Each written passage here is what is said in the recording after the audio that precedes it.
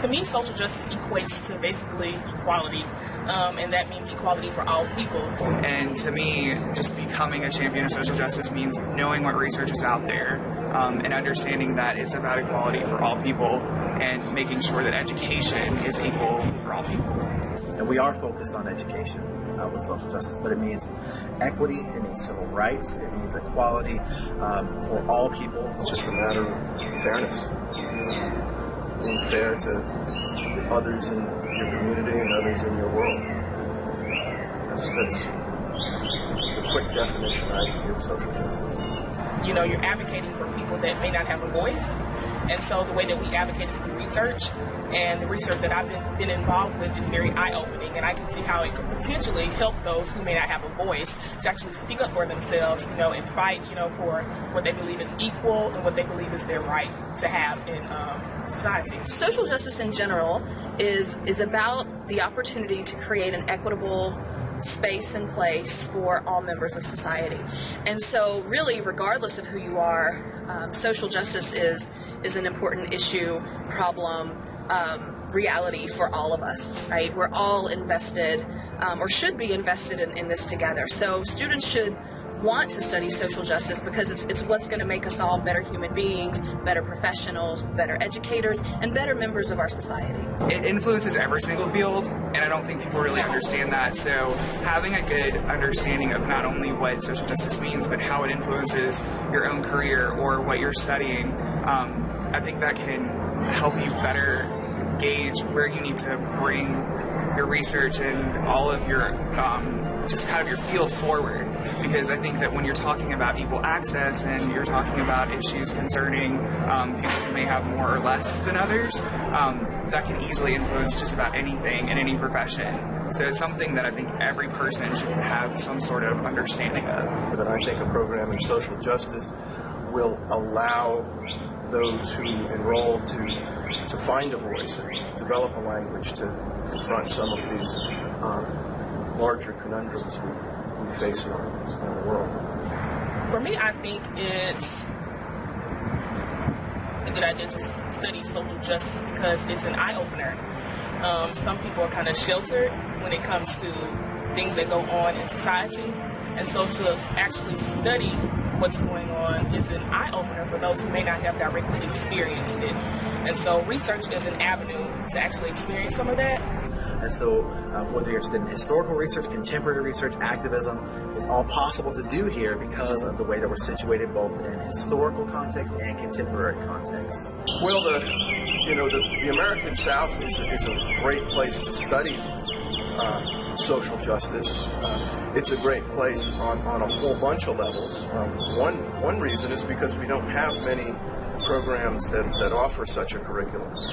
Another reason, and perhaps a more profound reason, is because the American South has had its share of social injustices, racial, ethnic, gender, just to mention a few. And so the problems that are here, both historically and in the present, are here and now and available for critique. Yeah, our social justice master's program has 3 phases. In the first phase is what we call our education core. And our education core is the foundational concepts and skills that we think that you need in order to be a successful advocate for social justice and practitioner of social justice. So it's things like education law. Law was very important in providing the civil rights protections that people have. So we want to make sure that we have a foundation in law and how that protects people. It's diversity in education, the foundations of education, as well as educational research, educational statistics, because we know that research and statistics are some of the most powerful tools that we have to advocate for marginalized communities, to help people to have a voice where they may not have a voice otherwise. We then have the social justice specialization, where we have critical theories of education, where we talk about critical pedagogy, ways to teach for social justice no matter what the content is. So in that class we're going to do what we call a curriculum renovation. We take any piece of, it might be a college policy, it might be an actual lesson plan, it might be a piece of curriculum itself, and we're going to rewrite that curriculum to include critical pedagogy principles so that we're teaching for liberation instead of teaching for oppression. Then we have a class on race, ethnicity, and schooling in the U.S. South. We're here in Mississippi, where we're surrounded by the history of the Civil Rights Movement. We're surrounded by the history of segregation, desegregation, and now we have resegregation. That's the history that we're going to learn about in that class so that we can really appreciate where we've come from and where we need to go. We have a class on social justice practices and education, which is about how we can use the education system for liberation and work that to help people advocate for their communities and move those communities toward liberation. Finally, we have a class in that core called Participatory Action Research, which is as a member of a community, how can we do research with the community that then they can use to speak toward power. And finally, we have what we call field experience in educational research. Now, what that might look like is doing a quantitative or qualitative research study in the community. It might look like doing work with a community organization and presenting some sort of evaluation of their work. But it's going to involve some sort of field work and some sort of research component. So those are the three components of the degree that we have here. But we'll look at the Latino experience. Obviously, we'll look at the African American experience.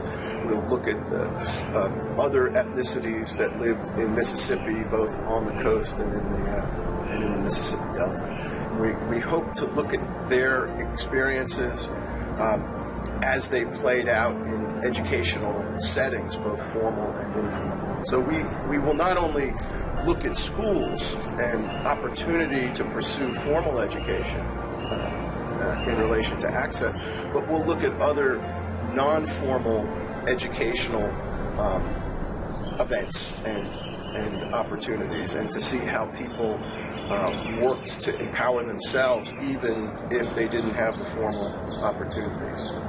And then we spend most of that class thinking about, reflecting on, and working on developing social justice initiatives and curriculum. So students have the opportunity as part of the class to create their own program, initiative, class, whatever their interest is related to social justice. So for example, some of our students are working on creating a program that helps women explore what it means to be a modern day feminist.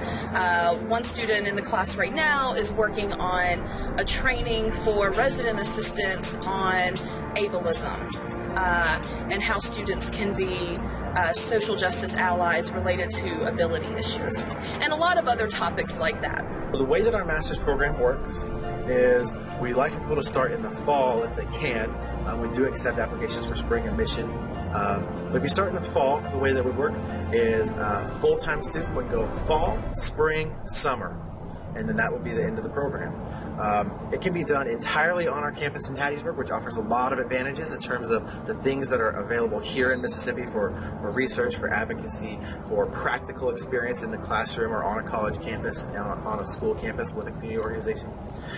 So if you're doing it full-time here in Hattiesburg, we can also try to find an assistantship. We have a lot of assistantships available on campus. In our department, there are competitive assistantships available, which offer things like a stipend and tuition waiver. So doing it full-time in Hattiesburg